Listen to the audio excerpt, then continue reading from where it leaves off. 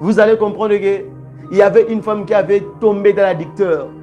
Et d'après la loi de Moïse, ce que Dieu avait donné à Moïse, ce que la loi disait, que si la femme a commis ceci, cela, il ne mérite plus être compté parmi le peuple. On doit le supprimer, on doit le tuer. C'est ça, les bons termes, on doit le tuer.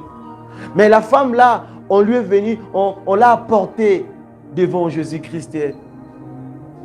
Et pour vous faire comprendre que ce n'était pas un simple homme, c'était un homme qui peut changer la vie d'une personne, pas seulement la vie physique, même la vie spirituelle, qui peut même te donner l'accès d'y entrer dans la vie éternelle.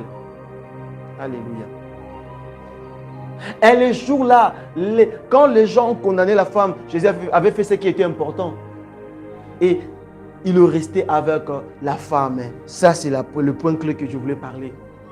Et il dit à la femme, moi, je ne te condamne pas, va et ne pêche plus. Pourquoi? Parce qu'il est l'agneau. Parce qu'il a été cet agneau. Parce qu'il a déjà accompli le travail. Il a déjà fait le travail, il a fini tout. En lui, il n'y a aucune chose qui peut lui surpasser. En lui, il n'y a aucune chose qui peut lui semble difficile. Jésus, il est le maître de tout. Il est la réponse de tout. Il est la réponse à tes sujets, à tes questions. Et il faut comprendre que pourquoi Jésus est digne seulement d'ouvrir le livre, de regarder cela, d'ouvrir le rouleau, de ôter les sceaux. Pourquoi seulement Jésus? Parce que Jésus a accompli le salut de son peuple.